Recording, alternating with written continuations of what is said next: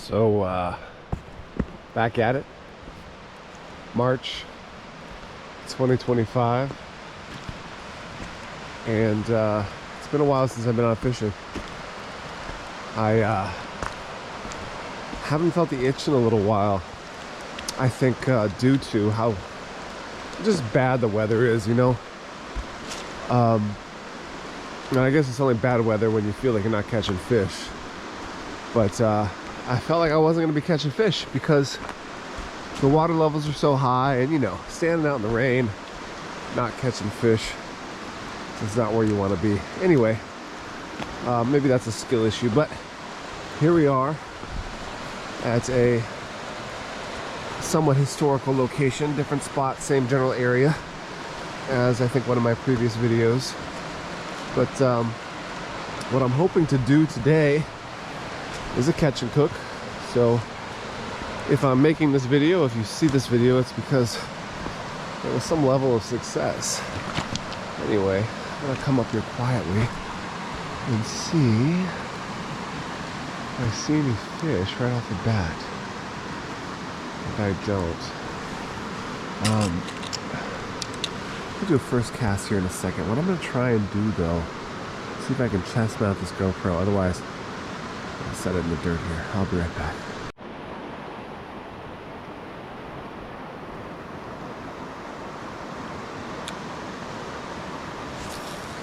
First cast.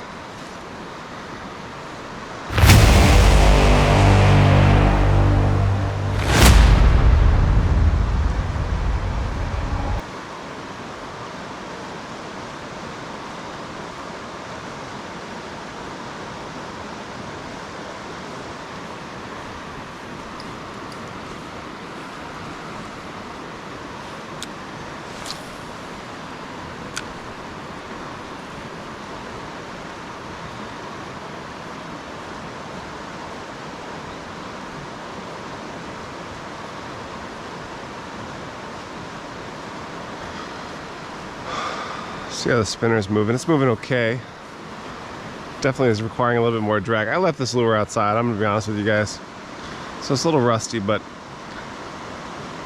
I don't think that'll be what affects its rotation anyway. It may make it harder to get a fish on the hook, but we're gonna cross that bridge when we get to it. So anyway, this water is crystal clear. I don't see any fish, but the water also gets relatively deep, and there's some glare on the water, so it's probably deepest right here, and then it's shallower. There's a rock in the middle you guys might be able to see. I want to cast along this bank, but I don't want to get snagged. Oh, perfect cast, by the way. All right, let's get a good reel on this here. Yeah, this thing's spinning okay. I think if there's fish here, that'll be an adequate spin for them. All right, I'm gonna try and cast as far as I can here, and then we're gonna go up on this ledge and see if we can see any fish, because I think that's gonna be an important aspect of catching fish today since the water's so clear.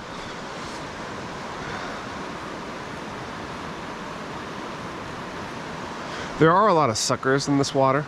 Having been here before, I know that to be true, but the hard thing that I have is killing the suckers. You know, here in Oregon, they'll pay you to kill them and prove that you did. But for me, it's just a hard sell because I don't know. It just doesn't feel good killing things I'm not going to eat. It's hard enough killing things I am going to eat, let alone just kill as a mandate. So if I do catch them, I probably won't. I probably won't kill them. I mean, I've done it before, and I understand that they take out some of the native fish population, and I agree that that's unfortunate. I mean, you know, I like catching fish that I actually want to eat, but I don't always feel like anyway that I want to be responsible for culling the herd. But anyway, that's just my own 2 cents on the matter. And of course that sentiment changes, you know, from day to day, but I'd say on average I feel bad about killing things that I'm not going to eat, so that's just my own 2 cents.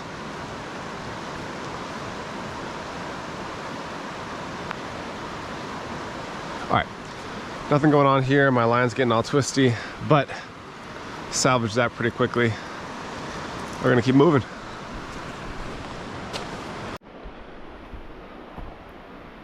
We just found our around here. This came from down here. Coming this way.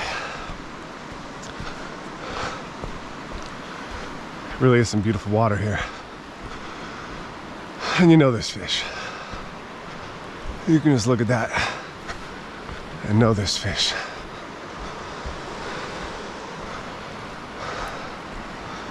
So, damn, that's beautiful water. Let's give it a little heave-ho here.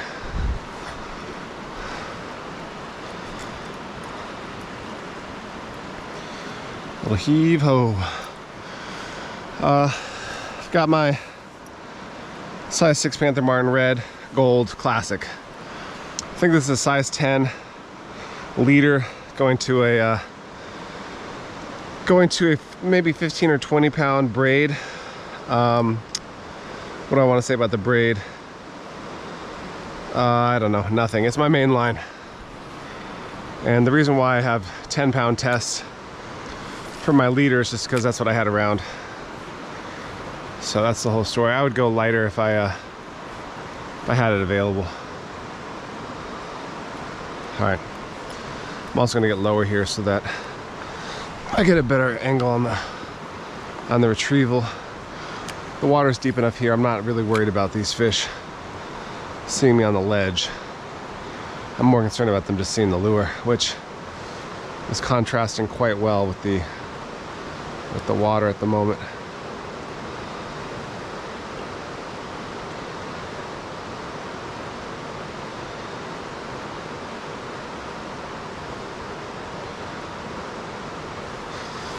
And you know they're in here. I just want to see them.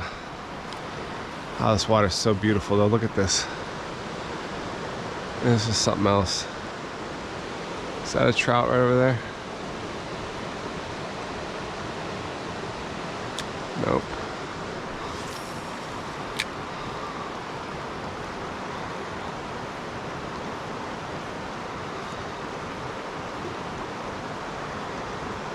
Ooh. Ooh. Gosh, I would love to jump in this. Wow, and it shallows out too. You jump in right here on the swing. Shallows out. I would definitely bring that tree down, no doubt about it, if I hopped on that. So I think I would skip that, but I would jump off this rock for sure. For sure. All right, so I got this old thick ass line. As things are getting tangled, folks. This is kind of fishing in a nutshell for me. Things get tangled, but it's nothing hindering our ability to cast at the moment, so we'll let it slide. Every once in a while I do this. This worked for me actually once. When the fish were super low, I would just let this thing sink to the bottom and then I would jig it. Basically just jigging this. And I've had a couple bites, but this water here is a good, I mean, I can just about see the bottom there, but that's got to be a good, I want to say 15 feet deep right there. It just happens to be so clear that you can see. I'm just going to drop this down. See if I can get to the bottom.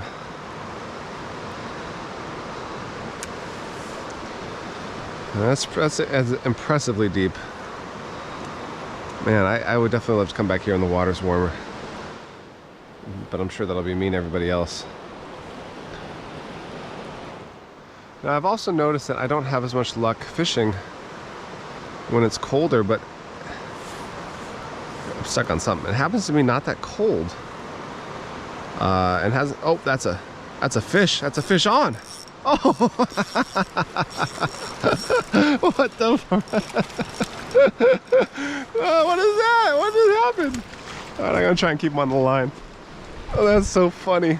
Now he bit like he was like, I don't know, like he was at a nice cocktail party and didn't want to be rude. Oh.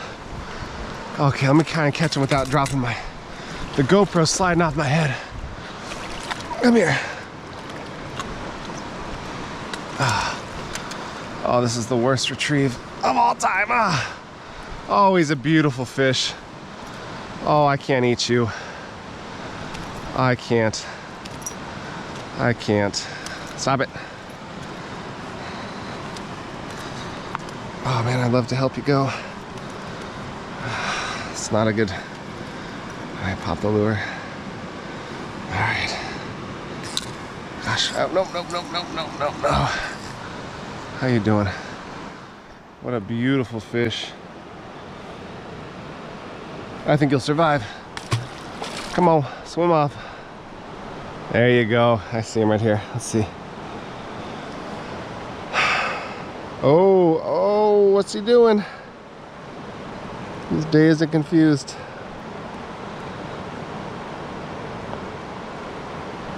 I think they'll be all right. That was a huge fish. I wish I had a better retrieve, folks, but I'm on the top of this rock, so what am I gonna do? Well, I guess I could probably go down here. I should probably do that next cast. Look at how tangled this is. What a mess. What a mess. I think it might be time for a retie. I think that's fair. All right, I'll be back. All right, I'm back in action with the retie here. Got the main line back to actually 6-pound red. Fluorocarbon red though, so supposedly there's something good about that. It's something to try. Anyway, I got a swivel now, so I stopped twisting up my braided line because that was not helping the entanglement, as it were. Also, while I was sitting here, moving on, I was like, what the hell are these little bugs? And I see, watch this. Watch them come out of here. Oh my goodness. It's like I thought they were mosquitoes, but looking closely, their wings don't really look mosquito-esque. Size and flying patterns do. Anyway, nothing's bit me, and it's grossing me out, but they're minding their business, so I'll mind my business for now. Anyway, I dropped a spool in the water, which I was able to recover my red line. So I think I probably successfully scared away any fish, but we're gonna see what happens after I cast down here. So, believe it or not, I mean, that was a terrible retrieve. I gotta acknowledge that in terms of getting that fish on the bank. I let him go though. He looked old, he looked haggard.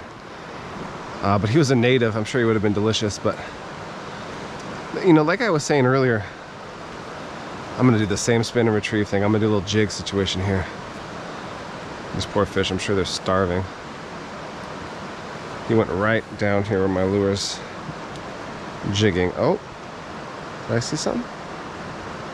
Do my eyes deceive me? Yes, they do. I'm gonna try and get past that. I'm gonna try and go down over this ledge. What was I saying? Oh, so, damn, that lure's still sinking. I do feel bad about killing fish I'm not gonna eat. I also feel bad about killing big fish that I'm not gonna enjoy. Now, the thing about those old trout, I mean, that thing was battle hardened. It had scars all over its back. I mean, you could tell I probably caught them before, to be honest, but I don't know, you know, they've lived so long, it's like a shame to kill them, but then it's almost counterproductive and counterintuitive, because, you know, you think like, well, you want the babies to live, right? Because they are the ones who have more life to live. And I think that's true, but it's also true that it's just really impressive that these fish can live as long as they do out here with these conditions. And I think that's what it is for me that I appreciate, is that despite all the odds, fishermen and predators and whatever else is out here, they survive. And I think that's what makes me feel bad about keeping those bigger fish. Whereas the babies, you know, it's almost like they don't know what they're missing. Again, that's counterintuitive, and it's somewhat of a strange thought experiment to even have, but you know, it's the kind of things you think about when you're staring at the water for an hour.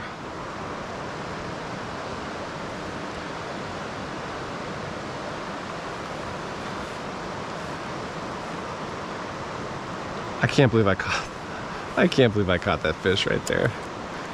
I hope that, I think it was on camera, I hadn't shut it off, where I said, okay, you guys, you can see what's happening here. Before I say what I was gonna say, I gave this thing like 5 feet, what is that? Maybe, yeah, 5 feet, 4.5 feet of length here. And now, because I have these tight casting corners here, I'm reeling this in past the first eye. It's making it hard to cast. So anyway, let me just not do that anymore. It's making it hard to cast. But the retrieval, let's talk about that real quick. And I'm losing my train of thought here entirely on what I was talking about. But the retrieval here looks really good. So in terms of the spin on the lure. And I've heard people say this, like whatever I was going to talk about, it's gone. I've heard people say this, that that lures are a good range finder. Or like, that's a wrong word. They're a good tool to find the fish. And so maybe in that sense, that's the range you're looking for. But when you're trying to find the fish, it's like, you know how to use lures, right? They're kind of the easiest to master compared to like a bob or dogging setup, or I mean, even sometimes a worm, because in this faster moving water, you might lose the worm, you might get the worm stuck on the bottom. You might not have the worm down far enough in the channel where the fish even see it, and this lure is just much more manageable. So anyway, I think the lure is a really good way to see if there's fish. Catch a fish on a lure, then you know they're there, then switch it up. Because when you use tools that are a little bit more difficult to master, oftentimes it's hard to discern, is it my skill issue that's preventing me from catching the fish, or is it that there's not any fish here? The one big thing I've taken away over the years from fishing is that sometimes when you're not catching fish, it's not because you suck, it's because there's not fish there. And I think a good way to find that out is you have a few opportunities to see where you're fishing from a higher vantage point on a clear day. So for example, this water on a clear day, I walked up behind me a little higher and saw all the way to the bottom. You'd say, okay, I could see if there's fish or not. And sometimes you'll go to a place and you'll see, oh, there's actually just not fish here. And it's revelatory, if you will. I think it changes your perspective on fishing. And for me, that's what changed the way that I fish often, which is that I don't hang around in one spot if I'm not catching fish. And that may seem self-evident, but I reckon that since it's true for me, it's probably true for other people, that when you're first getting into things, you see what looks like a good pool, maybe like the one that we're at here, and you'll sit there for an hour thinking, you know, these fish just aren't biting, and they aren't biting, and you'll try and switch it up, you'll do this, you'll do that. But really what's happening is that there just aren't any fish. So I cast down, you know, retrieving from downriver, moving upward is not the way you want to do it. It doesn't mimic what a lot of these creatures actually do in the water. The trout don't see it because the lure is coming up behind them. It doesn't instigate the chase reaction. That's my interpretation of why not to do it casting this way. So anyway, I'm going to try and drop it down again. You know, the issue is this water is deep and fast enough moving where I don't know that it's getting to the bottom before it ends up beached on the side here, but we'll see where this lands us here. Again, I think my option here is to ooh, this is pretty deep actually. I was gonna say my option is to jig, but and that reminds me of what I was gonna say. I can't believe the jigging worked. I mean, I can believe it, but it's hilarious that I was talking about it when it worked. And you know what? I probably should have taken that fish. Thinking about the way he was fighting, or not really fighting, was kind of this dead weight. And then even the way he released. I mean, I know I tossed him, and I know that's not helpful, but he was not full of life. Let's just put it that way. Well, if he's the only fish that I catch, then I will know that I should have kept him.